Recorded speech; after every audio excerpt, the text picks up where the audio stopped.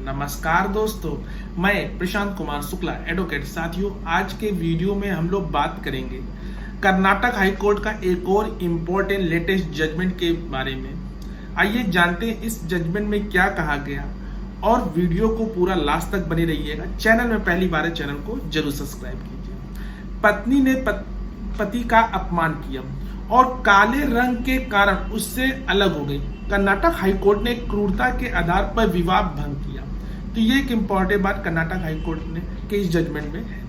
Karnataka high court ने माना कि एक पत्नी द्वारा पति को इस आधार पर अपमानित करना कि वह काला है, उसी कारण से उससे दूर जाना और कवर अप के रूप में अवैध संबंधों के झूठे आरोप लगाना क्रूरता माना जाएगा। कोर्ट ने कहा कि पति द्वारा दायर अपील को स्वीकार कर लिया गया और तलाक की डिक्री से इनकार करने वाले पारिवारिक अदालत के आदेश को भी रद्द कर दिया।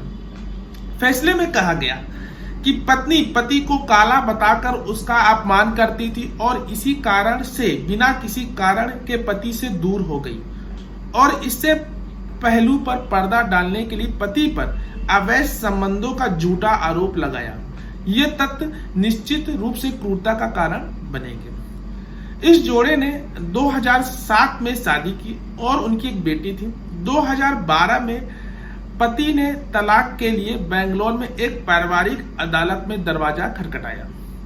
पति का आरोप था कि पत्नी ने उसे यह कहकर अपमानित करती थी कि उसका रंग काला है। इसके अलावा 2011 में पत्नी ने भारतीय दंड संहिता की धारा 498 के तहत कथित अपराध के लिए उनके और उनके परिवार के सदस्यों के खिलाफ एक झूठी शिकायत भी दर्ज की। इसके अलावा उसने अपने माता पिता के साथ रहने के लिए याचिकाकर्ता को छोड़ दिया। पत्नी ने आरोपों से इनकार किया और दावा किया कि पति किसी अन्य महिला के साथ अवैध संबंध था। उसने दावा किया कि याचिकाकर्ता ने उसके साथ मारपीट की और उसके परिवार ने उसके साथ अच्छा व्यवहार नहीं किया। पति के अवैध संबंध के आरोप पर पत्नी द्वारा दिए गए सबूतों पर गौर करने पर कोर्ट ने कहा पत्नी की इस दलील को स्वीकार करने के लिए रिकॉर्ड पर कोई स्वीकार सबूत नहीं है कि पति का एक महिला के साथ अवैध संबंध है। ये चीज प्रूफ कोई चीज नहीं था उनके पास। दूसरी इंपॉर्टेंट चीज थी कि किसी भी रिकॉर्ड से यह भी पता नहीं चल रहा है कि पति उस महिला से कोई बच्चा है, क्योंकि प्रस्तुत जो जन्म प्रमाण पत्र में बच्चे के नाम का कोई खुलासा नहीं किया गया। इस स्थिति के अनुसार न्यायालय का मानना था कि पति के खिलाफ लगाए गए जो भी आरोप उसका महिला के साथ अवैध संबंध और पूरी तरह से निराधार और लापरवाह थे। अगर दलील में ऐसा आरोप लगाया जाता है तो निश्चित तौर से यह निष्कर्ष निकाला जा सकता है कि जिस व्यक्ति के खिलाफ ऐसा आरोप लगाया गया है वह भारी मानसिक क्रूरता का शिकार होगा। कोर्ट ने आगे कहा फैमिली कोर्ट पति के चरित्र से संबंधित निराधार और लापरवाह आरोपों के प्रभाव पर विचार करने में विफल रही है। यह देखते हुए पत्नी अपनी जीरा में पति के साथ रहने के साथ सहमत हो गई थी, लेकिन कोई भी शिकायत वापस लेने को तैयार नहीं थी। पीठ ने यह व्यक्त किया।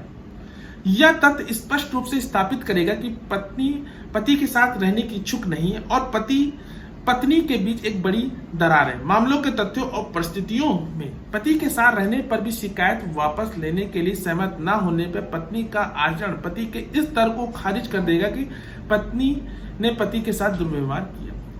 तदनुसार इस याचिका को यह कहते स्वीकार कर लिया गया कि पति द्वारा कथित क्रूरता की जो याचिका वो विधिवत स्थापित होती है।